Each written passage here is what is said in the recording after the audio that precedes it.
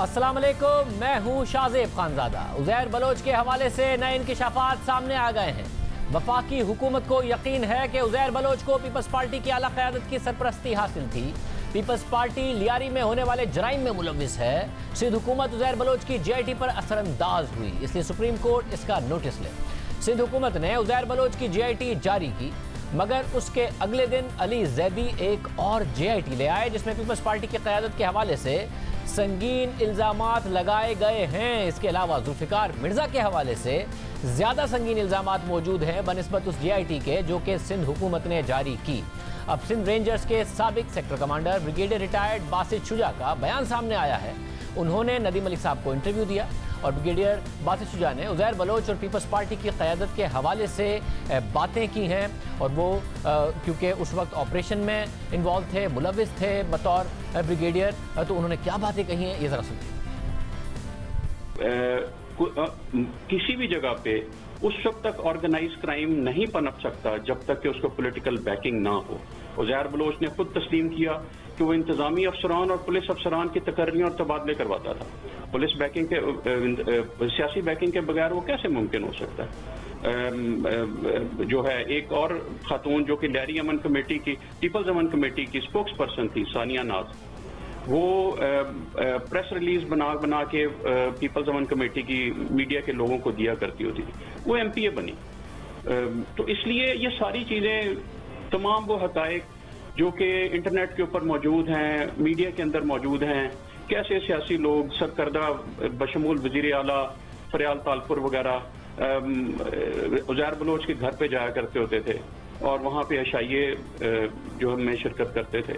ये तमाम बिल्कुल वाज़िया है और अगर लियारी के लोगों से पूछा जाए तो वो भी इसके ऊपर मज़ीद रोशनी डालेंगे। तमाम लोगों को पता था।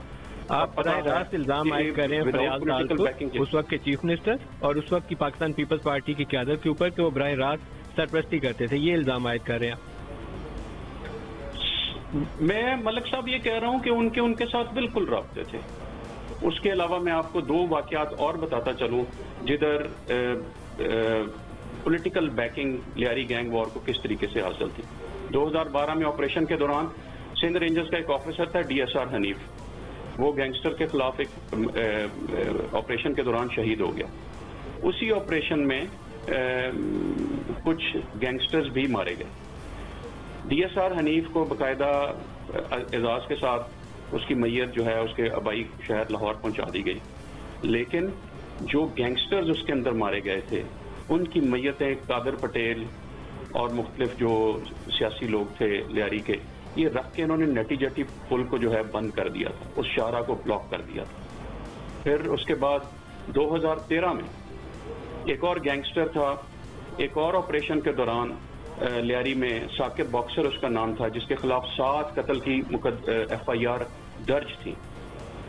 एक ऑपरेशन के दौरान रेंजर्स के जो कुछ जवान उसमें जख्मी हुए और ये साकिब बॉक्सर मारा गया।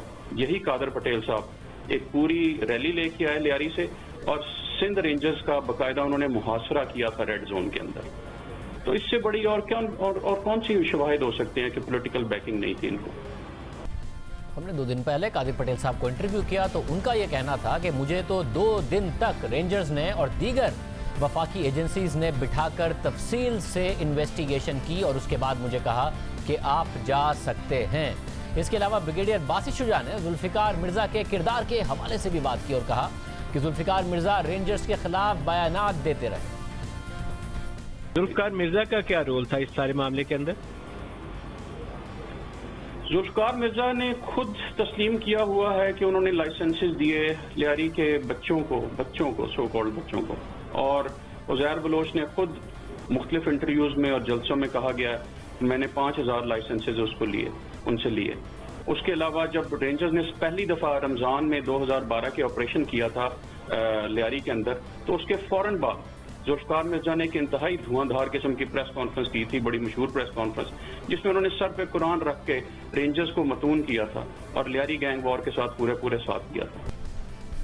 जुल्फ़िकार मिर्ज़ा की अहलिया और वफाकी वज़ीर डॉक्टर फहमीदा मिर्ज़ा भी आज सामने आई। उन्होंने कहा कि जो कुछ भी हुआ पार्टी पॉलिसी थी, अपने जो शौहर हैं उनके हवाले से सवालों का भी जवाब दिया और फरियाल तालपुर साहिबा पीपल्स पार्टी की क़यादत पर भी उन्होंने इल्ज़ामात दोहराए, मगर अपने जो शौहर है उस हवाले से उन्होंने जुल्फ़िकार मिर्ज़ा साहब के हवाले से क्या बात की, ज़रा देखिए। आप मुझे बताएं, आप इस जेआईटी को मानती हैं या नहीं मानती? पहले तो ये फैसला कर लेते ना जी, क्योंकि आपकी हुकूमत कह रही है जेआईटी ठीक है। अगर वो भी जेआईटी है, इनको कोर्टों में जाना चाहिए, और अगर वो जो भी नाम ले रहे हैं जो सियासी, वो क्यों, अगर सिंध हुकूमत क्यों डिस्क्लोज नहीं कर रही है, करें, जिसमें लीडरशिप का भी सामने आए, जिन्होंने टास्क दिए होंगे। फिर कौन सी चीज थी जो आसिफ जरदारी या इनके इजाजत के बगैर हो सकती थी? आप ये कह रहे हैं सब कुछ इजाजत के साथ हुआ है? आई काशिफ साहब इजाजत के साथ हुआ। नेम ऑफ फ्रेंड्स, पहला नाम है ए डॉक्टर जुल्फिकार मिर्जा। सवाल यह है कि जो कुछ जुल्फिकार मिर्जा साहब ने किया, इनको आम किया, इसका जवाब मिर्जा साहब को देना पड़ेगा। जो लोग कत्ल हुए उसका देना पड़ेगा, लेकिन क्या ये सब कुछ पार्टी पॉलिसी के तहत हुआ था? उस दौर में जो 2008 से जब से उन्होंने ओथ उठाई और जब उन्होंने रिजाइन किया, उस वक्त का सबका हिसाब जरूर एज अ होम मिनिस्टर आप उनसे हम पूछते हैं। मैं चाहती हूं कि जुडिशरी आए और आके ले इन पे 100 वोटों ले उठाए सुप्रीम कोर्ट। अहम बातें हुई हैं। डॉक्टर जुल्फ़िकार मिर्ज़ा को हम 4 दिन से कोशिश कर रहे हैं प्रोग्राम में बुलाने की, नहीं हम ला पाए हैं। डॉक्टर फ़हमीदा मिर्ज़ा साहिबा से आज हमने कहा, वो कल उन्होंने कहा कि मैं प्रोग्राम में आ सकती हूँ, हम कोशिश करेंगे वो आएँ और इस हवाले से हम उनसे सवालात करें। मगर पीपल्स पार्टी के रहनुमा जावेद नागौरी, जो कि बाकायदा तौर पर उज़ैर बलोच से हल्फ लेते नज़र आते हैं, जिन्हें पीपल्स पार्टी कहती है कि वो तो हमारे कारकुन हैं, उज़ैर बलोच ने उन्हें टिकट क्यों देना था, ये तो हमने दिया था, उन्होंने आज प्रोग्राम में आने का वादा किया और अब हम उनका इंतज़ार करते रहे। उन्होंने फ़ोन्स भी बंद कर दिए हैं, वो अभी तक प्रोग्राम में नहीं आए। उनका ये दावा था कि वो तमाम सवालों के जवाब देने को तैयार हैं कि क्यों उन्होंने हल्फ लिया, क्या मामलात थे, मगर अब फ़ोन बंद हैं और वो प्रोग्राम में नहीं आए हैं। अब हम आपके सामने रखते हैं 2 GITs हैं, एक सिंध हुकूमत की और दूसरी वो जो अली जैदी सामने लाए हैं।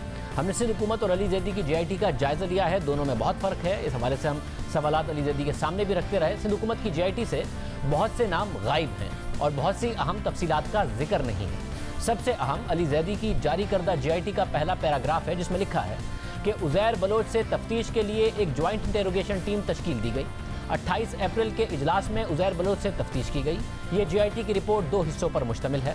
पहला हिस्सा, जिस पर चेयरमैन समेत दीगर तमाम अराकीन के दस्तखत हैं, उसे महकमा दाखिला के पास जमा करवा दिया गया है। GIT के मुताबिक GIT का पहला हिस्सा बुनियादी तौर पर उन हार्डकोर जराइम पेशा सरगर्मियों से मुताल्लिक है जिसमें उज़ैर बलोच और उसके साथी मुलविस रहे हैं, जबकि GIT का दूसरा हिस्सा उन जराइम पेशा कार्रवाइयों से मुताल्लिक है जिसमें सियासी शख्सियात मुलविस हैं। GIT के मुताबिक अलबत्ता GIT के ये दोनों हिस्से एक दूसरे के साथ जुड़े हुए हैं, मगर वाज़े असरात और मज़ीद तहकीकात के पेश नज़र GIT के दूसरे हिस्से को खुफिया रखा जा रहा है और उसे इस रिपोर्ट के साथ शाया नहीं किया जा रहा। इस रिपोर्ट के खुफिया हिस्से को उस वक्त सामने लाया जाएगा जब उसकी ज़रूरत हो या मुतालिका हुकाम उसका मुतालबा करें। ये पैराग्राफ सिंध हुकूमत की जारी करदा GIT में नहीं है, मगर अली जैदी की जारी करदा GIT में है। इसके अलावा दोनों GITs में उज़ैर बलोच के दोस्तों की एक फहरिस्त है, वो भी मुख्तलिफ है। अली जैदी की जारी करदा GIT में दोस्तों की फहरिस्त में पहला नाम जुल्फ़िकार मिर्ज़ा, दूसरा नाम फरियाल तालपुर, तीसरा अब्दुल कादिर पटेल, चौथा निसार मोराई, फिर यूसुफ बलोच और शर्जील मेमन का नाम है। इसके बाद हबीब जान और दीगर के नाम हैं, मगर ये 6 नाम सिंध हुकूमत की जारी करदा GIT में शामिल नहीं है। सिंध हुकूमत की जारी करदा GIT दोस्तों की फहरिस्त में हबीब जान के नाम से शुरू होती है, यानी इस वक्त की पीपल्स पार्टी की क़यादत और जुल्फ़िकार मिर्ज़ा का नाम उसमें से गायब है। अगर पर्सनल स्टाफ और इब्तिदाई तारीख एक जैसी है, मगर फिर भी अली जैदी की जारी करदा GIT में सियासी वाबस्तगी का पैराग्राफ है। उस पैरा में लिखा है कि कादिर पटेल, सेनेटर यूसुफ बलोच, निसार मुराई, उवैस मुजफ्फर टप्पी और जुल्फ़िकार मिर्ज़ा पीपल्स पार्टी की अहम शख्सियात रही हैं जिन्होंने आसिफ जरदारी की हिदायत पर उज़ैर बलोच की असलह और पैसे के साथ मदद की। जुल्फ़िकार मिर्ज़ा जब वज़ारत दाखिला से मुस्ताफ़ी हुए तो पीपल्स पार्टी और पीपल्स अमन कमेटी के दरमियान इख्तलाफात पैदा हुए, जिन्हें शर्जील मेमन और उवैस मुजफ्फर टप्पी ने ख़त्म किया। 2013 के आम इंतख़ाबात से पहले उज़ैर बलोच ने पीपल्स पार्टी पर जोर दिया कि वो पार्टी टिकट्स उसके मनपसंद उम्मीदवारों को दें, जिसकी पार्टी ने पैरवी की और इस तरह मौजूदा MPA और MNA उज़ैर के नामजद करदा हैं।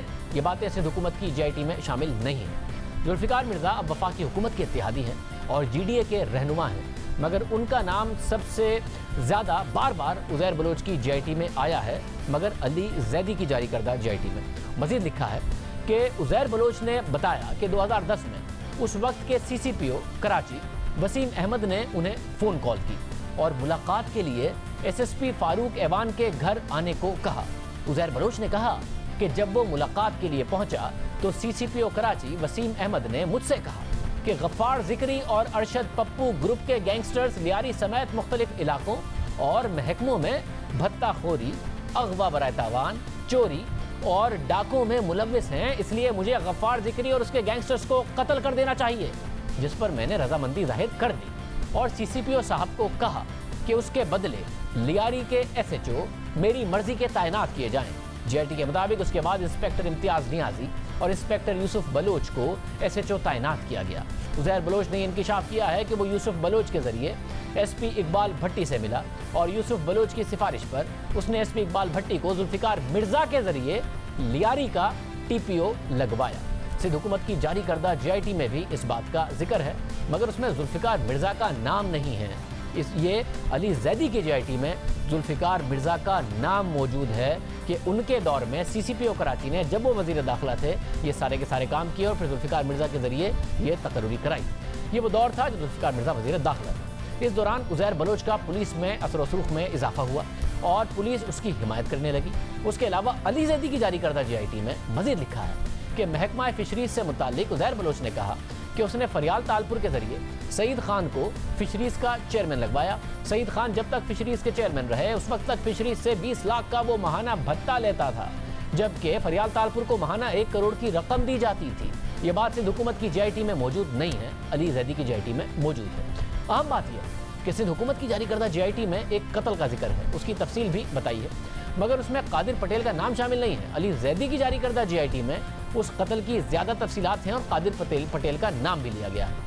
अली जैदी की जारी करदा JIT के मुताबिक उज़ैर बलोच ने इंकिशाफ किया है कि 2010 में लियारी गैंग वॉर के मुख्तलिफ ग्रुप्स के दरमियान लड़ाई के दौरान एक नस्ली ग्रुप के कारकुनान की तरफ से 2010 में जब कादिर पटेल के कोऑर्डिनेटर मारे गए और इस नस्ली ग्रुप ने फिर बलोचों को टारगेट करना शुरू किया, जिसके बाद कादिर पटेल ने मुझे हिदायत दी कि एक बलोच के कत्ल पर मुखालिफ ग्रुप के 2 लोगों को कत्ल करो। उज़ैर बलोच ने इंकिशाफ किया कि 2010 में सेनेटर यूसुफ बलोच ने उन्हें आसिफ अली जरदारी का पैगाम पहुंचाया और कहा कि मुखालिफों की टारगेट किलिंग पर बड़े साहब बहुत खुश हैं। उज़ैर बलोच ने इंकिशाफ किया है अली जैदी की JIT के मुताबिक, जारी करदा JIT के मुताबिक कि 2010 और 2011 के दौरान कादिर पटेल ने उसे रज़ाक कमांडो को कत्ल करने को कहा कि क्योंकि उसने ईदी अमीन का कत्ल किया था। 2011 में जब्बार लंगड़ा और बाबा लाडला ने रज़ाक कमांडो के भाई जलील को अगवा किया और खबर दी, जिस पर मैंने कादिर पटेल को इतला दी तो कादिर पटेल ने उसे कत्ल करने का कहा और फिर जब्बार लंगड़ा और बाबा लाडला ने उसे कत्ल करके उसकी लाश नामालूम जगह ठिकाने लगा दी। यह वाक़या सिंध हुकूमत की JIT में भी है, मगर उसमें कादिर पटेल का नाम नहीं है। कादिर पटेल हमारे प्रोग्राम में आए और उन्होंने इसकी तरदीद की कि हम हुकूमत में थे, मुझे ये सब करने की ज़रूरत नहीं थी। इसके अलावा अली जैदी की जारी करदा JIT में शेरशाह में होने वाले कत्ल की मज़ीद तफसीलात हैं। रिपोर्ट के मुताबिक उज़ैर बलोच ने इंकिशाफ किया कि अक्टूबर 2010 में उसके कारकुनों ने एक सियासी जमात के 11 हमदर्दों को पार्टी को भत्ता देने पर कत्ल किया, जिस पर साबिक वज़ीर दाखिला जुल्फिकार मिर्जा ने उन्हें फ़ोन किया और हिदायत की कि हम एक गैंगस्टर के बदले एक मुखालिफ वर्कर का कत्ल कर सकते हैं, मुखालिफ जमात के एक वर्कर का एक गैंगस्टर के कत्ल के बदले कत्ल कर सकते हैं। एक साथ कत्ल करने से हुकूमत के लिए मुश्किलात पैदा हो जाती हैं। ये बातें सिंध हुकूमत की जारी करदा JIT में नहीं हैं। अली जैदी की जारी करदा JIT में उनके अपने इत्तेहादी जुल्फिकार मिर्जा के हवाले से ये बात भी शामिल है। इसके अलावा अली जैदी की जारी करदा JIT में लिखा है कि उज़ैर बलोच ने इंकिशाफ किया है कि 2012 में लियारी ऑपरेशन के दौरान चौधरी असलम और सिंध हुकूमत ने उसके सर की कीमत रखी, जिसके बाद सेनेटर यूसुफ बलोच की हिदायत पर वो उस वक्त के वजीर आला कायम अली शाह, फरियाल तालपुर और दीगर लोगों से मिले ताकि सर की कीमत का नोटिफिकेशन मनसूख किया जाए। इस मुलाकात के 20 दिन बाद न सिर्फ ये नोटिफिकेशन मुअत्तल किया गया, बल्कि फरियाल तालपुर और आसिफ अली जरदारी की हिदायत पर सिंध हुकूमत की तरफ से वो केसेस भी ख़त्म किए गए जिसमें रियासत मुद्दई थी।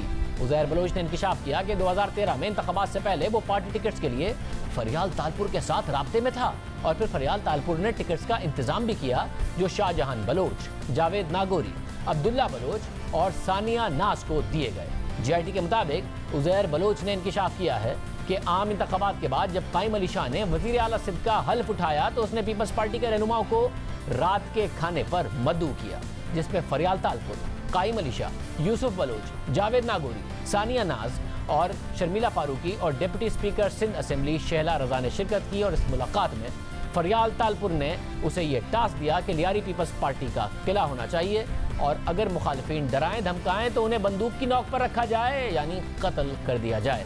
اب یہ وہی رات کا کھانا ہے جس کی تفصیلات ہم نے پہلی دفعہ آپ کو دکھائی تھی کہ کس طریقے سے فریال تالپور صاحبہ اور دیگر رہنما الیکشن جیتنے کے بعد قائم علی شاہ صاحب بھی عزیر بلوچ کے کھانے میں گئے۔ پیپلز پارٹی کا دعویٰ یہ ہے کہ وہ تو لیاری کے لوگوں کا کھانا تھا، ہمیں نہیں پتا تھا وہاں عزیر بلوچ ہوگا۔ فریال تالپور صاحبہ کسی بھی قسم کے تعلق کی نفی کرتی رہی ہیں، مگر واضح طور پر نظر آ رہا ہے عزیر بلوچ میڈیا پر انٹرویوز دیتا تھا، دنیا کے سامنے تھا، کس طریقے سے وہ ویلکم کرتا نظر آ رہا ہے۔ علی زیدی کی جاری کردہ GIT رپورٹ کا یہ حصہ سندھ حکومت کی جاری کردہ GIT میں شامل نہیں ہے۔ علی زیدی نے جو GIT جاری کی اس کے مطابق عزیر بلوچ نے انکشاف کیا کہ قادر پٹیل کی ہدایات پر وہ مختلف زمینوں پر قبضہ بھی کرتے رہے۔ ذوالفقار مرزا کے مستعفی ہونے کے بعد وہ یوسف بلوچ سے ملے۔ یوسف بلوچ کو آصف علی زرداری نے یہ ٹاسک دیا تھا کہ میں یعنی عزیر بلوچ کسی اور جماعت میں شمولیت اختیار نہ کروں بلکہ پیپلز پارٹی کے ساتھ چلتا رہوں۔ 2012 میں وہ پیپلز پارٹی کی لیڈرشپ سے ناراض ہوئے، پھر MQM سمیت پاکستان تحریک انصاف اور نون لیگ نے اسے پارٹی میں شمولیت اختیار کرنے کی پیشکش کی، جس کے بعد آصف علی زرداری اور فریال تالپور نے پیغام پہنچایا کہ پیپلز پارٹی نہ چھوڑوں اور سندھ کے مختلف محکموں میں مجھے گریڈ 1 سے لے کر 14 تک 500 نوکریاں الاٹ کی گئی۔ یہ باتیں سندھ حکومت کی GIT میں شامل نہیں ہیں، یہ ساری باتیں علی زیدی کی طرف سے جاری کردہ GIT میں شامل ہیں۔ اس کے بعد دلچسپ بات یہ ہے کہ سندھ حکومت کی جاری کردہ GIT میں ایران کے حوالے سے ذکر ہے، مگر جو GIT علی زیدی نے جاری کی ہے اس میں اس حوالے سے مزید تفصیلات ہیں۔ حاجی ناصر سے ملاقات کے ساتھ ساتھ بتایا گیا ہے کہ جب ایرانی انٹیلیجنس نے عزیر بلوچ سے ISI اور MI کے خفیہ مقامات اور افسران سے متعلق معلومات پوچھیں تو اس نے کہا کہ اس وقت مناسب یہ ہوگا کہ وہ دبئی سے آپریٹ کریں، جس پر ایرانی انٹیلیجنس نے رضامندی ظاہر کی اور بعد میں اس نے خفیہ مقامات کے نقشے بھی بنا کر دیے اور افسران سے متعلق معلومات بھی فراہم کی۔ یہ باتیں سندھ حکومت کی GIT میں اس طریقے سے شامل نہیں ہیں، تفصیل سے علی زیدی کی جاری کردہ GIT میں شامل ہیں۔ اس کے علاوہ مزید لکھا گیا ہے کہ عزیر بلوچ نے انکشاف کیا کہ جب وہ ایران میں حاجی ناصر کے ساتھ رہائش پذیر تھا تو اس وقت ان کا MQM کے کچھ مہمانوں سے بھی آمنا سامنا ہوا جو ایرانی انٹیلیجنس افسران کے ساتھ آتے تھے۔ اب یہ سارا کا سارا معاملہ علی زیدی کی جاری کردہ GIT میں بیان کیا گیا ہے۔ اب MQM بھی تحریک انصاف کے اتحادی ہے، ذوالفقار مرزا بھی تحریک انصاف کے اتحادی ہیں۔ معاملہ یہ ہے کہ سب ایک دوسرے پر ذمہ داریاں ڈال کر بری ذمہ ہونے کی کوشش کر رہے ہیں۔ ہمارے پاس پیپلز پارٹی کے رہنما قادر پٹیل آئے، ہم نے ان سے پوچھا کہ پیپلز پارٹی کی قیادت اس معاملے سے کیسے بری ذمہ ہو سکتی ہے جب باقاعدہ طور پر ذوالفقار مرزا کے سائیڈ لائن ہونے کے بعد 2012 میں آپریشن ضرور کیا گیا مگر اس کے بعد عزیر بلوچ کو منایا گیا، لوگوں نے حلف لیا اور GIT بتا رہی ہے کہ پیغام کس طریقے سے آصف زرداری سامنے پہنچا ہے۔ زرداری صاحب کے اتنے قریب آدمی اگر پھر اس کے بعد ذوالفقار مرزا کے راستہ حلق کرنے کے بعد مل رہا ہے اور پھر ہیڈ منی ختم ہو رہی ہے اس کے سر پہ سے اور پھر جو لوگ ہیں جن کو ٹکٹ دیے گئے وہ حلف اٹھا رہے ہیں عزیر بلوچ کے نام سے، تو کیا یہ GIT درست نہیں کہتی کہ ذوالفقار مرزا جب چلے گئے تو یوسف بلوچ نے کام کیا اور آصف زرداری صاحب کے پیغامات پہنچائے عزیر بلوچ کو، جس کی وجہ سے یہ معاملات طے پائے اور ہیڈ منی ختم ہوئی اور یہ پھر ہوا جو ہم حلف برداری دکھا رہے ہیں؟ اگر شاہ زیب ایسا ہوتا تو یاد ہے لاسٹ آپ کے پروگرام میں اس کا کلیئر جواب دے چکا تھا کہ جب یہ اوتھ والا معاملہ ہمارے علم میں آیا تو میں نے immediately as a Karachi president اپنے سپیریئرز کو یعنی پریزیڈنٹ سندھ کو اس بارے میں آگاہ کیا کہ یہ غلط ہوا ہے اور اسی بنیاد پہ جاوید ناگوری صاحب کیبنٹ سے نکالے گئے۔ حالانکہ افسوس کی بات ہے بعد میں ان کا بھائی بھی بیچارہ قتل ہوا اور اس پر پارٹی نے پورا ایکشن کیا۔ مگر پارٹی نے کو کسی طرح بھی قابل پارٹی نے اس سے پہلے کیا کیا؟ پارٹی نے چلے انہوں نے حلف لے لیا اور ان کو جو ٹکٹ سے وہ بھی عزیر بلوچ کے کہنے پر ہی دیے، صرف حلف پر ہی اعتراض ہے، پارٹی ٹکٹ ہی عزیر بلوچ کے کہنے پر دے رہی ہے۔ اس کے بعد پارٹی جیت کر جو پہلے ڈنر پہ جا رہی ہے فریال تالپور صاحبہ اور قائم علی شاہ، اس میں آپ بھی موجود ہیں، راستہ دکھاتے نظر آ رہے ہیں، وہ بھی عزیر بلوچ کا ہے۔ پارٹی کو یہ سب باتیں نہیں پتا تھی؟ شاہ صاحب اس پر ہماری بات تفصیلی ہوئی ہے، دہرا دیتا ہوں۔ منو ان اگر پیپلز پارٹی عزیر بلوچ کے بولنے پر ٹکٹ دیتی تو کوئی بابا لاڈلا ٹائپ یا اس طرح گینگسٹر کو دے دیتی، اپنے یو سی ناظم کو نہیں دیتی، شاہجہان کو، اپنے سٹی ایریا کے عہدیدار جاوید ناگوری کو نہیں دیتی، این جی او ایکٹیوسٹ جو ہے اس کو نہیں دیتی۔ ہمارے درمیان پیسفل الیکشن کے لیے ڈائلاگ ضرور ہوئے تھے بزرگ کمیٹی اور ہمارے درمیان، لیکن ہم نے کسی کی ڈکٹیشن نہیں لی، ہم نے وہی پیپلز پارٹی کے لوگوں کو ٹکٹ دیا جو نسبتاً کم مقبول تھے لیکن قابل قبول تھے۔ ایک لنک آپ نے مان لیا اور وہ یہ ہے کہ یوسف بلوچ ظاہر زرداری صاحب سے ملتا تھا، یوسف بلوچ عزیر بلوچ سے ملتا تھا، یہ بھی سامنے، اور آپ نے کہا یہ تو ایک ہی جگہ کے رہنے والے ہیں، آپ کی ضرورت نہیں تھی ان کو ملنے کے لیے۔ عزیر بلوچ کے مطابق 2010 میں یوسف بلوچ نے پیغام آصف زرداری صاحب کو انہیں پہنچایا کہ بڑے صاحب بڑے خوش ہیں، یہ ٹارگٹ کلنگ مخالفین کی ہو رہی ہے، اس سے وہ بڑے خوش ہیں، اور ایسیلریٹ کرنے کو کہا کہ جو مخالفین کی کلنگ ہے اس میں اضافے کرنے کو، یہ بڑے صاحب نے پیغام پہنچایا یوسف بلوچ کے ذریعے، یہ عزیر بلوچ کہہ رہے ہیں سی آئی ٹی میں۔ شاہ صاحب کوئی اپنی حکومت میں آپ کو لاجیکل لگتی ہے بات؟ حلف موجود ہیں، حالات و واقعات موجود ہیں، تو بات تو لاجیکل ہے کہ کس طریقے سے پاکستان پیپلز پارٹی کی لیڈرشپ بری ذمہ ہو سکتی ہے۔ اس بات سے سب کو ذوالفقار مرزا کی طرف نہیں ٹرانسفر کیا جا سکتا، ساری ذمہ داری ان پر نہیں ڈالی جا سکتی، بعد کے واقعات سے جو ذمہ داری ہے اس سے اپنے آپ کو بری ذمہ نہیں قرار دیا جا سکتا۔ مگر اسی طرح تحریک انصاف کے رہنما وفاقی وزیر علی زیدی ہمارے پروگرام میں آئے، ہم نے ان کے سامنے بھی یہ سوالات رکھے کہ یہ نہیں ہو سکتا کہ آپ اپنی جی آئی ٹی کی بنیاد پر قادر پٹیل کو تو غلط کہیں مگر ذوالفقار مرزا کو ہیرو قرار دیں، حالانکہ آپ کی اپنی جی آئی ٹی بتا رہی ہے کہ اس سارے کے سارے معاملے میں عزیر بلوچ کو مضبوط کرنے میں ذوالفقار مرزا کا کتنا بڑا کردار ہے۔ انہوں نے کیا جواب دیا سر؟ اگر آپ اس معاملے پر سیاست نہیں کر رہے ہیں، یہ تو نہیں ہو سکتا کہ آپ ذوالفقار مرزا صاحب کے بارے میں آج پریس کانفرنس میں سوال ہو تو آپ نے کہا بڑے تگڑے آدمی ہیں، انہوں نے ایک زبردست وقت پہ سچ بول دیا قرآن سر پہ رکھ کے، اور جو کچھ قادر پٹیل کے بارے میں لکھا ہوا ہے، قادر پٹیل کے بارے میں جو لکھا ہوا ہے وہ آپ منوان درست مانیں اور اسی طریقے سے کرٹیسائز کریں۔ آپ مانیں نا، پھر ذوالفقار مرزا نے اس کو اسٹرانگ کیا تھا عزیر بلوچ کو 2010 میں، یہ آپ کی بتائی ہوئی جی آئی ٹی کہہ رہی ہے کہ پولیس کا سی سی پی او بلا کے کہتا تھا۔ شاہ زیب ذوالفقار مرزا نے کھڑے ہو کے سارے انکشافات کیے ہیں، قادر پٹیل نے کیے ہیں، وہ آج بھی 2 نمبری کر رہا ہے اور غلط کاموں میں انوالوڈ ہے۔ مگر ذوالفقار مرزا صاحب کو آپ کیسے بری ذمہ قرار دے سکتے ہیں؟ آپ کے اتحادی ہیں، وہ ان سے سب سے پہلا سوال ہوگا کیونکہ آپ کی جی آئی ٹی کہہ رہی ہے کہ انہوں نے ان کو بری ذمہ قرار ہی نہیں دے رہا بھائی، کہ تو بالکل جواب دیں سپریم کورٹ میں آ کے۔ میں صرف آپ سے کہہ رہا ہوں کہ کسی کو اگر حر بننا ہے تو میں کیوں روکوں؟ تو میں تو تعریف کروں گا نا کہ حر بن گیا، کوئی کھڑا ہو گیا۔ کھڑا کس بات پر ہوا؟ 2016 تک وہ کہتا رہا میں عزیر بلوچ کے ساتھ کھڑا ہوں، 2016 تک کہتا رہا میں نے اسلحہ دیا ہے، میں کھڑا ہوں عزیر بلوچ کے ساتھ، عزیر بلوچ میرا بھائی ہے، یہ حر کیا ہے اس میں؟ تو پوچھیں نا بلا کے، آپ پوچھیں نا، آپ کے اتحادی ہیں، چیف جسٹس کی پوچھیں۔ 2011 میں چھوڑ گیا، نہیں شاہ صاحب غلط بات، 2011 میں چھوڑ دی تھی پیپلز پارٹی، 2011 میں گھر بیٹھ گئے تھے۔ آپ کی جی آئی ٹی پیج نمبر 7 پر یہ کہہ رہی ہے کہ جب ذوالفقار مرزا نے استعفیٰ دیا تو عزیر بلوچ کے اور پیپلز پارٹی کے تعلقات خراب ہو گئے، جو بعد میں شرجیل میمن اور اویس مظفر ٹپی نے ٹھیک کیے۔ یعنی ذوالفقار مرزا اتنے قریب تھے عزیر بلوچ کے کہ ذوالفقار مرزا نے چھوڑا تو تعلقات خراب ہو گئے، پھر ذوالفقار مرزا کا زبردست استقبال ہوتا تھا، پھر ذوالفقار مرزا کہتے تھے یہ میری حفاظت کریں گے، پھر ذوالفقار مرزا کہتے تھے میں نے ان کو اسلحے کے لائسنس دیے، پھر ذوالفقار مرزا کہتے تھے میں امید کرتا ہوں کہ بابا لاڈلا والا حال نہ عزیر بلوچ کا، عزیر بلوچ آج بھی میرا بھائی ہے۔ تو یہ تو لکھا ہوا ہے اس میں کہ جب ذوالفقار مرزا نے چھوڑا تو تعلقات خراب ہوئے پیپلز امن کمیٹی سے، اور 2012 میں آپریشن کیا پیپلز پارٹی نے۔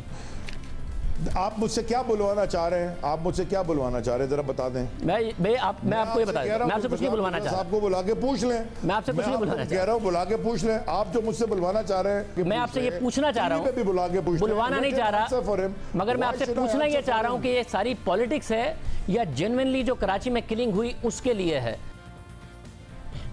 اور بات صرف یہاں نہیں رکی ہے، جب 2012 میں پیپلز پارٹی کوشش کر رہی تھی 2013 کے انتخابات سے پہلے کہ عزیر بلوچ ناراض نہ ہو جائے، جس کا جی آئی ٹی میں بھی ذکر ہے، وہیں عزیر بلوچ بتا رہا ہے کہ دوسری جماعتیں بھی کوشش کر رہی تھی کہ وہ ان میں شمولیت اختیار کرے، اس میں نون لیگ بھی شامل تھی، اس میں ایم کیو ایم بھی شامل تھی، اس میں تحریک انصاف بھی شامل تھی، اور یہ بات بھی ہم نے علی زیدی کے سامنے رکھی۔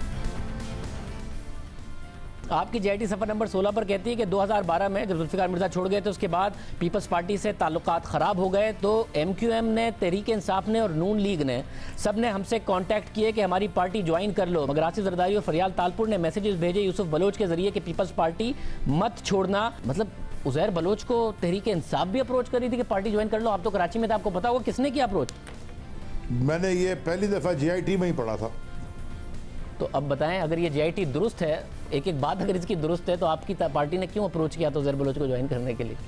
نہیں تو پوچھیں نا سپریم کورٹ میں بلا کے عزیر بلوچ کو. اپنی پارٹی سے تو آپ پوچھ لیں, ذوالفقار مرزا سے نہیں پوچھ سکتے, اپنی پارٹی سے تو پوچھ لیں. حکومت میں تھا نہ, میں سندھ حکومت میں ہوں. آپ مجھے ایسے آپ مجھ سے کر رہے ہیں کہ میں نے کوئی بڑا گناہ کر دیا ہے سچ بول کے. نہیں آپ نے پوزیشن لی ہے, مگر میں کہہ رہا ہوں کہ آپ اپنی پوزیشن بڑی کلیئر لیں, اس میں اگر پولیٹکس نہیں ہے تو کچھ چیزوں کا جواب تو آپ بھی دیں. شاہزے پھر میں آپ سے پوزیشن جو آپ نے لی ہوئی ہے اس میں سوال کروں گا تو آپ کو بھی جواب دینا ہوگا. میں آپ سے کہہ رہا ہوں کہ GIT پبلک ہو گئی ہے, 4 لوگوں کے سگنیچر ہیں جو کہ MI, ISI, IB اور رینجرز کے ہیں, اور اس کے بعد وہ جو GIT ہے وہ چینج ہو گئی ہے. میں کہہ رہا ہوں سپریم کورٹ سے بلا کے تحقیق کرے. اب یہ تو نہیں ہو سکتا نا کہ فروغ نسیم صاحب پاکستان کو بتاتے تھے, فروغ نسیم صاحب کہ نیلسن منڈیلا کے پائے کے لیڈر ہیں الطاف حسین صاحب, اب وہ آپ کی کابینہ میں جب دل چاہتا ہے نکل جاتے ہیں, جب دل چاہتا ہے اپنی مرضی سے واپس آ جاتے ہیں. اتنی طاقت ہے ان کی. MKM آپ کے پاس ہو, ذوالفقار مرزا آپ کے پاس ہو, تو کچھ سوال جو آپ کے اختیار میں ہیں, جن لوگوں سے آپ سوال کر سکتے ہیں, ساری ذمہ داری سپریم کورٹ پہ نہ ڈالیں. بہت سارے سوالات وزیر اعظم کر سکتے ہیں, اداروں سے بھی, اتحادیوں سے بھی. ہو سکتا ہے انہوں نے کیے ہوں اور سب چیزیں آپ کو بتانے کی نہیں ہوں. آج صبح انہوں نے بتایا کہ میں نے پوچھا تھا جب آپ کو کہا کہ پریس کانفرنس کر دو جا کے. انہوں نے کہا کہ میں پریس کانفرنس کرنے جا رہا ہوں, یہ چیزیں لکھی, انہوں نے کہا کرو. آپ اتحادیوں کے بارے میں کچھ کوئی بات کہ ہاں میں نے پوچھی تھی, مرزا سے میں ملا تھا, کوئی ایسی بات؟ جب میں نے ان کے سامنے GIT رکھ دی تو وہ انگریزی پڑھنا جانتے ہیں نا, آکسفورڈ ایجوکیٹڈ وزیر اعظم ہے, انگریزی پڑھنا جانتے ہیں نا, تو ان کے پاس ہے GIT ہے. یعنی اب جو کارروائی کرنی ہے سپریم کورٹ نے ہی کرنی ہے. آپ بطور حکومت اپنے اتحادیوں سے, MQM, ذوالفقار مرزا, آپ کارروائی, اسی لیے میں تو اپیل کر رہا ہوں سپریم کورٹ سے کہ کارروائی کرے. یہ ساری کی ساری صورتحال ہے, اور اگر اس معاملے پر سیاست نہیں ہونی ہے تو جواب پاکستان پیپلز پارٹی کی قیادت کو بھی دینا ہے, جواب ذوالفقار مرزا صاحب کو بھی دینا ہے, اور وزیر اعظم نے جواب اپنے اتحادیوں سے لینا ہے. یہ نہیں ہو سکتا کہ MQM اگر بری ذمہ ہو جائے, جو سانحہ بلدیہ کی GIT ہے, اور ساری کی ساری ذمہ داری دوسروں پر ڈال دی جائے. یہ نہیں ہو سکتا کہ ذوالفقار مرزا کو بری ذمہ کہہ کے اور ان کی تعریفیں کر کے ساری کی ساری ذمہ داری پیپلز پارٹی پر ڈال دی جائے, اور پیپلز پارٹی خود اپنی قیادت کو اس سارے کے سارے حالات و واقعات سے ذوالفقار مرزا کے اوپر چیزیں ڈال کر بری ذمہ نہیں کر سکتی. اگر اس کا ایک ایماندارانہ تحقیقات ہونی ہیں اور عوام کو بتانا ہے کہ جو سینکڑوں لوگ اس شہر میں مارے گئے ہیں, کیا گینگ وار تھی, کیسے سیاسی جماعتوں نے سارے کے سارے معاملے کو میں اپنا کردار ادا کیا, اور کیا وجہ ہوئی کہ بہت سارے ایسے ادارے جو وفاق کے ماتحت ہیں انہوں نے دونوں GITs پر دستخط کر دیے, ان اداروں سے بھی سوال ہونا. یہ سارا کا سارا کام اگر ہونا ہے تو پھر سیاست سے بالاتر ہی ہو کے کیا جا سکتا ہے. ابھی واضح طور پر نظر آ رہا ہے جو حقائق ہم نے آپ کے سامنے رکھے کہ سارے معاملے پر سیاست ہو رہی ہے. پروگرام میں آگے بڑھتے ہیں. پاکستان میں کورونا وائرس کی وجہ سے تعلیمی اداروں کو بند ہوئے تقریباً 3.5 ماہ ہو گئے ہیں, اور 7 مئی کو لاک ڈاؤن ختم ہونے کے بعد جن شعبوں پر پابندیاں برقرار ہیں ان میں تعلیمی ادارے بھی شامل ہیں. مگر اب کورونا وائرس کے کیسز میں کمی کے دعووں کے بعد تعلیمی اداروں کو دوبارہ کھولنے کا بڑا فیصلہ کر لیا گیا ہے. گزشتہ روز صوبوں نے ستمبر میں SOPs کے ساتھ تعلیمی ادارے کھولنے پر اتفاق کیا تھا, اور آج national command and operation centre کے اجلاس میں تعلیمی ادارے کھولنے کی منظوری دے دی گئی ہے. وفاقی وزیر تعلیم شفقت محمود نے پریس کانفرنس کرتے ہوئے کہا کہ 15 ستمبر سے ملک بھر کے تمام تعلیمی ادارے کھولنے کا فیصلہ کیا گیا ہے. اس سے پہلے دوبارہ صحت کے معاملات کا جائزہ لیا جائے گا, اور اگر صورتحال بہتر نہ لگی تو تعلیمی ادارے نہیں کھولے جائیں گے. ان کا کہنا تھا کہ جولائی کے دوسرے ہفتے سے تمام تعلیمی ادارے امتحانات لے سکیں گے. یونیورسٹیز کو PhD کرنے والے طلباء کو بلانے کی اجازت ہوگی, جبکہ جن طلباء کو انٹرنیٹ کی سہولت میسر نہیں, ایسے طلباء کو بھی ہاسٹل میں رہنے کی اجازت دی گئی ہے, لیکن ان کی تعداد 30% سے زیادہ نہیں ہوگی. 15 سپٹمبر سے ہم نے یہ فیصلہ کیا ہے کہ تعلیمی ادارے جو ہیں وہ کھل جائیں. ارلی سپٹمبر میں یا لیٹ اگست کے اندر اگر صحت کے معاملات ٹھیک نہیں ہوتے تو پھر نہیں کھلیں گے. کھلنے سے پہلے جو 2 ماہ ہیں جو تعلیمی ادارے سارے ہیں اپنی فیکلٹی کو بلا سکتے ہیں. امتحانات جو ہیں وہ 2 ویک آف جولائی سے ان کی اجازت ہے کہ وہ ایک SOPs کے تحت جو ادارہ امتحان لینا چاہتا ہے وہ امتحان لے لے. فرسٹ سٹیج کے اوپر جو یونیورسٹی کے اسٹوڈنٹس ہیں جن کو انٹرنیٹ بالکل نہیں پہنچ رہا ان کو ہم اجازت دے رہے ہیں کہ وہ ہاسٹلز میں آ جائیں, لیکن 30% سے زیادہ آکیوپینسی ہاسٹلز کی نہیں ہوگی. جو چند محدود تعداد PhD اسٹوڈنٹس کی, ریسرچ پہ کام کرنے والے, لیبارٹریز پہ کام کرنے والے جو اسٹوڈنٹس ہیں ان کو وہ पहले भी बुला सकते हैं। अगर कहीं SOPs पे अमल ना हुआ तो प्रोविंशियल गवर्नमेंट जो है उस अदारे को या उस स्कूल को या जो भी है उसको बंद कर देंगे। और ख़ास तौर पे प्राइवेट स्कूल्स को जिनकी तरफ से बहुत उनसे भी ये गुजारिश है कि SOPs जो हैं वो वही होंगी जो कि गवर्नमेंट बनाएगी और आपने उन SOPs पे अमल कराना। पाकिस्तान में तालीमी इदारे मार्च से बंद हैं और अभी मज़ीद 2 महीने यानी जुलाई और अगस्त तक बंद रहेंगे, मगर all Pakistan private schools federation ने गुज़िश्ता रोज़ स्कूल अगस्त तक बंद रखने का फैसला मुस्तरद कर दिया था और कहा था कि समाजी फासले को बरकरार रख के क्लासेस जारी रखी जा सकती हैं। कोरोना वायरस के बायस स्कूल्स बंद होने की वजह से दुनिया के 1 अरब 60 करोड़ बच्चे मुतासिर हुए। अक़वाम मुत्तहिदा के इदारे यूनिसेफ के मुताबिक इस वक्त दुनिया के 111 ममालिक के स्कूल्स बंद हैं, जिसकी वजह से 1 अरब से ज़ायद बच्चे मुतासिर हैं। जबकि अप्रैल में इस वबा के पीक के दौरान दुनिया के 194 ममालिक में स्कूल्स बंद किए गए थे, तो उस वक्त ये तादाद 1 अरब 60 करोड़ से ज़ायद थी। पाकिस्तान में भी कोरोना का फैलाव रोकने और तलबा को इस वबा से बचाने के लिए वफाकी हुकूमत ने 26 मार्च को मुल्क भर के तालीमी इदारे बंद करने का ऐलान किया था, जबकि सिंध और दीगर सूबों ने मार्च के आगाज़ में ही तालीमी इदारे बंद कर दिए थे। इस दौरान पहले तमाम बोर्ड्स के इम्तिहानात मुलतवी किए गए, जिन्हें बाद में मनसूख करके तलबा को बगैर इम्तिहान लिए अगली क्लासेस में प्रमोट कर दिया गया। अब अहम बात यह है कि मई के आगाज़ में लॉकडाउन ख़त्म कर दिया गया था, मगर जिन शोबों पर पाबंदियाँ रहीं उनमें तालीमी इदारे भी शामिल थे। ट्रांसपोर्ट खोल दिया गया, मार्केट्स खोल दी गई, तालीमी इदारे बंद रहे, जिन्हें खोलने से मुतालिक अब बड़ा फैसला किया गया है, जो इस हवाले से अहम है कि इसका ताल्लुक बराह रास्त बच्चों से होगा जिनकी तालीम मुतासिर होने पर वालिदैन परेशान हैं, और बच्चों को ऑनलाइन क्लासेस दिलाने में भी उन्हें लोड शेडिंग और इंटरनेट समेत दीगर सहूलियात की अदम दस्तियाबी की वजह से मसाइल दरपेश हैं। और वैसे भी बहुत एक मुख्तसर सा तबका है जो इंटरनेट के ज़रिए अपने बच्चों को तालीम दिला सकता है। सरकारी स्कूल हों, इसके अलावा दूसरे प्राइवेट स्कूल्स हों, और जो लोग नहीं ये अफोर्ड कर सकते और जो अफोर्ड कर सकते हैं उन्हें भी इंटरनेट के बार बार बंदिश, साथ में कमज़ोर इंटरनेट के अलावा बार बार लोड शेडिंग का मसला है। हर घर को इंटरनेट की सहूलत दस्तियाब नहीं है, जबकि ऑनलाइन क्लासेस के ज़रिए छोटे बच्चों को पढ़ाना भी अमलन आसान नहीं है। इस सूरत हाल में अब तालीमी इदारे खोलने का फैसला किया गया है, मगर इस दौरान तलबा के लिए हिफाजती तदाबीर को यकीनी बनाना हुकूमत और तालीमी इदारों की इंतज़ामिया के लिए सबसे बड़ा चैलेंज होगा, क्योंकि तालीमी इदारों में एक बड़ा मसला जगह का है। इस मामले में सरकारी स्कूल्स, कॉलेजेस और यूनिवर्सिटीज़ के पास तो बहुत ज़्यादा जगह मौजूद होती है, मगर प्राइवेट तालीमी इदारों के मामले में ऐसा नहीं है।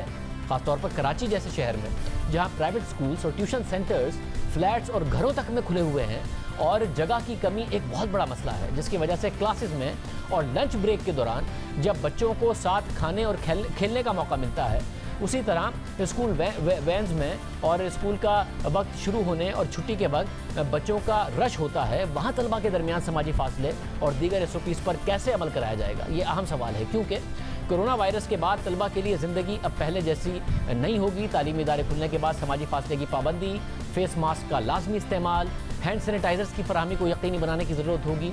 स्कूल इंतज़ामिया को न सिर्फ खुद एहतियाती तदाबीर पर अमल करना होगा, बल्कि बच्चों की सेहत के लिए उनकी निगरानी पर खुसूसी तवज्जो देनी होगी। इस हवाले से उन ममालिक के तजर्बात से फ़ायदा उठाना होगा जहाँ कोरोना वायरस का पहला पीक गुजरने के बाद स्कूल्स खोल दिए गए, मगर सख्त हिफाजती इक़दाम के साथ खोले गए। चीन भी उन ममालिक में शामिल है जिसके शहर वुहान से दुनिया भर में कोरोना वायरस फैला, जिसके बाद वहाँ जनवरी में स्कूल्स बंद कर दिए गए। मगर जब वबा पर काबू पाने के बाद मई के आगाज़ में स्कूल्स खोले गए हैं, तो SOPs पर सख्ती से अमल कराया जा रहा है। स्कूल में दाखिल होने से पहले बच्चों का टेम्परेचर चेक किया जाता है। फेस मास्क के बगैर बच्चे और टीचर स्कूल में दाखिल नहीं हो सकते। क्लासेस में बच्चों की डेस्क के दरमियान फासला रखा गया है।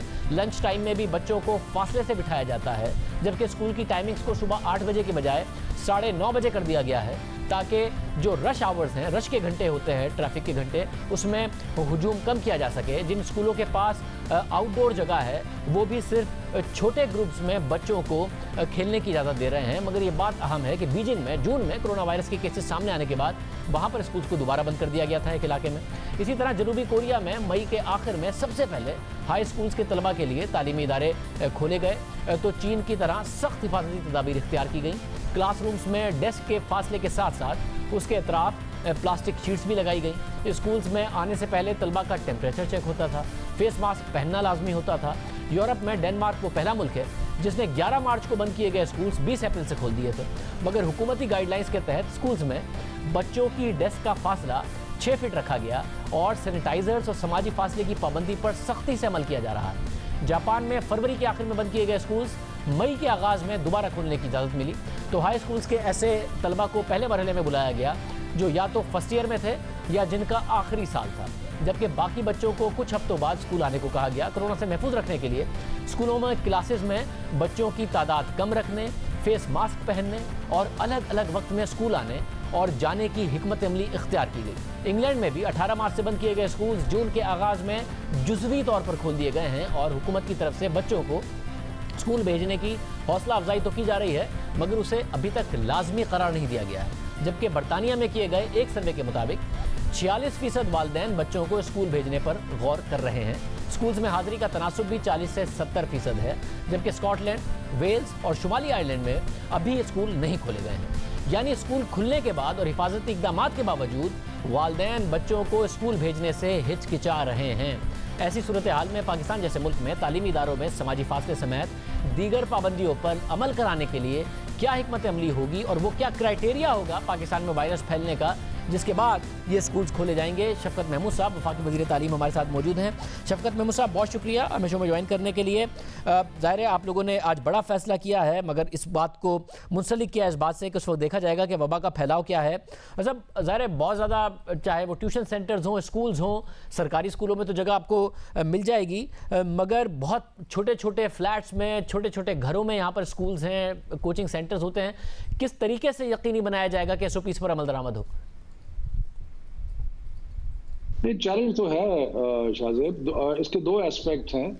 ایک تو یہ ہے کہ ہم نے کہا ہے کہ 15 سپٹمبر تک ہم کھولیں گے اور 15 سپٹمبر تک ہم مسلسل جو ہماری صحت کی سچویشن ہے اس کا تجزیہ کرتے رہیں گے، اور ہم نے فارملی یہ فیصلہ کیا ہے کہ فرسٹ ویک آف اگست اور لاسٹ ویک آف اگست میں دوبارہ بین الصوبائی میٹنگ کر کے جائزہ لیں گے۔ تو ایک تو یہ ہے، اور دوسرا یہ ہے کہ جو اگر بیماری کی شدت کم ہوتی ہے اور اس کے اندر کئی فارمولے ہیں کہ جس کے تحت آپ کلاسز کو سٹیگر کر سکتے ہیں، پہلے بڑی کلاسز کو شروع کر سکتے ہیں، پھر اس کے بعد یا آلٹرنیٹ ایون، سو یہ ساری چیزیں ہم ورک آؤٹ کریں گے، کیونکہ دیکھیں بہت نقصان ہوا ہے، 6 ماہ ہو گئے ہیں، بچے جو ہیں وہ اسکول نہیں جا رہے، بہت نقصان ہو رہا ہے بچوں کا۔ تو اگر حالات بہتر ہوتے ہیں، ہیلتھ کنڈیشنز بہتر ہوتی ہیں، تو میرا خیال ہے کہ ہمیں کچھ کرنا چاہیے، اور خاص طور پہ جو پرائیویٹ سکول جن کی کم فیسیں ہیں ان کا تو برا حال ہے، اور وہاں پہ تو فاقوں تک نوبت ہے۔ تو اس لیے اگر حالات بہتر ہوتے ہیں تو ہمیں کھول دینے چاہیے۔ اور شفقت محمود صاحب، جو پرابلمز ہیں، ظاہر ہے آن لائن کی بات کی گئی تو دنیا کے ترقی یافتہ ممالک میں بڑا پرابلم ہوا، پاکستان میں سرکاری اسکول ہوں، اس کے علاوہ ایک بہت بڑا طبقہ ہے، انفیکٹ یہ کہہ لیجئے کہ بہت چھوٹا طبقہ ہے جو آن لائن کلاسز افورڈ کر سکتا ہے، انٹرنیٹ ٹھیک ہے، لوڈ شیڈنگ کے مسائل سے نمٹ سکتا ہے۔ یہاں ایک تو انٹرنیٹ کا مسئلہ، پھر لوڈ شیڈنگ کا مسئلہ، پھر بہت سارے لوگ انٹرنیٹ اس طریقے سے استعمال نہیں کرتے۔ تو پاکستان میں آپ دیکھ رہے ہیں کہ یہ بہت بڑا ایک مسئلہ ہے، اور والدین کا آپ نے فیڈ بیک لیا، ظاہر نظر آ رہا ہے اسکولز تو چاہتے ہیں کھلنا، والدین اس وقت کیا چاہتے ہیں، ان کو بیماری کا کتنا خوف ہے اور بچوں کی پڑھائی کی کتنی فکر ہے، اس سب کو ایویلیویٹ کیا آپ نے؟ پہلی تو بات یہ ہے کہ یہ جو آن لائن لرننگ کی بات ہے نا، یہ تو ایک مخصوص طبقہ ہے جن کے پاس کمپیوٹرز ہیں یا ایلیٹ سکولز ہیں جو کہ آن لائن لرننگ میں کافی آگے بڑھ رہے ہیں، اور انہوں نے کافی جو کمی ہے اس کو پورا کرنے کی کوشش کی ہے، اور اس میں تو میرا خیال ہے کہ ریزرویشنز پیرنٹس کو کم ہے۔ پرابلم آتا ہے جہاں پہ یا تو آن لائن لرننگ ہے ہی نہیں، وہاں پہ سرکاری اسکول ہیں، مدارس ہیں، باقی آ جاتے ہیں، تو ان کا تو بہت زیادہ نقصان ہو رہا ہے۔ اور دوسرا یونیورسٹی لیول پہ جو آن لائن کے پرابلمز ہیں وہ یہ ہے کہ بہت سارے بچے جو ہیں ایسے علاقوں سے آتے ہیں جہاں پہ انٹرنیٹ کا ریچ نہیں ہے۔ تو اس کے لیے بھی ہم نے بائی دا وے ایک بڑی انٹرسٹنگ HEC نے پروپوزل دی تھی جو ہم نے ایکسیپٹ کی ہے، اور وہ یہ ہے کہ عید کے بعد جو بچے ٹرائبل ایریا کے یا کسی دور دراز علاقے جہاں انٹرنیٹ نہیں ہے یونیورسٹیز میں، تو ان کو ہاسٹل میں آنے کی اجازت ہوگی، اور وہ 30% جو گنجائش ہے ہاسٹل کی، وہاں پہ 30% بچوں کو لایا جائے گا جو کہ اس وقت بالکل ان کو کوئی انٹرنیٹ اویلیبلٹی نہیں ہو رہی۔ تو یہ مختلف طبقوں کے لیے، مختلف انکم گروپس کے لیے، مختلف اسکولوں کے لیے ہائر اور لوئر ایجوکیشن کے لیے، سب کے لیے مختلف ایشوز ہیں جو انٹرنیٹ کی طرف سے آ رہے ہیں۔ جیسا آپ نے کہا کہ فیصلہ ہو گیا ہے اور کنسنسس کے ساتھ صوبے نظر آ رہے ہیں دوسرے بھی کہ سب کا کنسنسس ہے، یہ بہت اچھی بات ہے، مگر پھر بھی دیکھا جائے گا کہ بیماری کا پھیلاؤ کتنا ہے اس وقت۔ ایگزیکٹلی کیا کرائیٹیریا ہوگا؟ پاکستان میں جو کیسز ہیں وہ کم ضرور ہوئے ہیں، مگر جو حکومت نے ٹیسٹ کا وعدہ کیا تھا وہ پورا نہیں ہوا ہے۔ 1 لاکھ سے اوپر کیپیسٹی لے جانے کا وعدہ کیا تھا، وہ 30,000 کو چھو کے ہم بہت الٹا کم ہو گئے ہیں، دنیا آگے گئی ہے، اور جو پازیٹیوٹی کا ریشو ہے وہ 15% ہے، جو بھی ایک بہت ہائی ریشو ہے پازیٹیوٹی کا جو ٹیسٹ کیے جا رہے ہیں۔ تو کیا کرائیٹیریا ہوگا؟ اس میں 2-3 چیزیں ہیں۔ ایک تو یہ ہے کہ ہم نے منسٹری آف ہیلتھ جو ہے وہ کل بھی ہم نے اپنی بین الصوبائی میٹنگ میں بلائی تھی، اور میں یہ ایمفسائز کروں کہ جتنے فیصلے ہم نے اناؤنس کیے ہیں یہ سارے صوبوں کی مشورے سے کیے ہیں اور اتفاق رائے سے کیے ہیں۔ تو کل جو ہم نے میٹنگ کی تھی اس میں بھی ہم نے سیکرٹری منسٹری آف ہیلتھ کو بلایا تھا۔ آئندہ بھی ہم ہیلتھ کے NCOC کو ہم نے ریکویسٹ کی ہے کہ وہ تعلیم کے حساب سے بھی کچھ ڈیٹا جو ہے وہ اکٹھا کرتے رہیں۔ تو یقیناً ایک وہ آر فیکٹر ہے جس کے تحت انفیکشن ریشو جو ہے اس کو دیکھا جاتا ہے، وہ ہمارے نظر میں ہوگا۔ جو اموات کی تعداد ہے وہ ہمارے نظر میں ہوگی۔ جو بچوں کی ایج گروپس میں انفیکشن ہے اس کو ہم دیکھیں گے کہ وہاں پہ کتنی انفیکشن ہے اور ان میں کیریئر ہے نہیں ہے۔ تو بہت ساری چیزیں ایسی ہیں جو کہ ہم مد نظر رکھنے کے بعد ہی فائنلی فیصلہ کریں گے، اور اس سے پہلے ہم نے اساتذہ کو بلا کے SOPs کی ٹریننگ بھی دینی ہے اور سب کچھ کرنا ہے، تو وہ بھی ایک سلسلہ جو ہے وہ ساتھ ساتھ چلے گا۔ بہت شکریہ۔ وفاقی وزیر تعلیم شفقت محمود صاحب ہمارے ساتھ موجود تھے۔ پروگرام میں بریک شامل کرتے ہیں اور عام خبر اس پہ بات کرنے کے بعد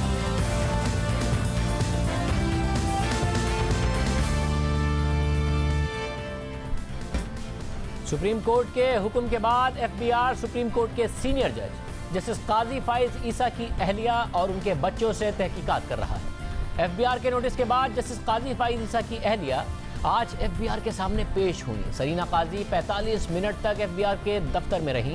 اس دوران ذرائع کے مطابق جسٹس قاضی فائز عیسیٰ کی اہلیہ نے تمام ریکارڈ اور منی ٹریل کی تفصیلات FBI کو جمع کرا دی ہیں۔ FBI کے حکام نے ان سے لندن کی جائیدادوں سے متعلق سوالات پوچھے۔ سرینا عیسیٰ نے FBI کی ٹیم کو بتایا کہ تمام سوالات کے جوابات تحریری جواب میں موجود ہیں۔ ان کا بیٹا اور بیٹی بیرون ملک رہتے ہیں، اس لیے لندن کی تینوں جائیدادوں کا جواب میں ہی دوں گی، جس پر FBI کے حکام نے کہا کہ تحریری جواب کا جائزہ لینے کے بعد دیکھیں گے۔ ذرائع کے مطابق جسٹس قاضی فائز عیسیٰ کی اہلیہ نے FBI کے حکام کو بتایا کہ بیرون ملک رقم قانونی بینکنگ چینل سے بھیجی گئی۔ ساتھ ہی انہوں نے کراچی امریکن اسکول میں نوکری کے دوران آمدنی کا ریکارڈ بھی جمع کرا دیا، اور کراچی کلفٹن میں خریدی گئی پراپرٹی اور اس پر جمع کرایا گیا ٹیکس ریکارڈ بھی FBI کے سامنے رکھ دیا۔ اس کے علاوہ انہوں نے والد کی جانب سے تحفے میں ملنے والی زرعی زمین کی تفصیلات بھی پیش کر دی۔ سرینا عیسیٰ نے موقف اختیار کیا کہ اسٹینڈرڈ چارٹرڈ بینک کے اکاؤنٹ سے تقریباً 7 لاکھ پاؤنڈ بھجوائے، اور اسٹیٹ بینک کے پاس میری تمام بینکنگ ٹرانزیکشنز کی تفصیلات موجود ہے۔ برطانیہ میں خریدی گئی جائیداد سے میرے شوہر جسٹس قاضی فائز عیسیٰ کا کوئی تعلق نہیں۔ ساتھ ہی انہوں نے بتایا کہ لندن کی تینوں جائیدادیں گزشتہ سال کے ٹیکس گوشوارے میں ظاہر کر دی تھیں۔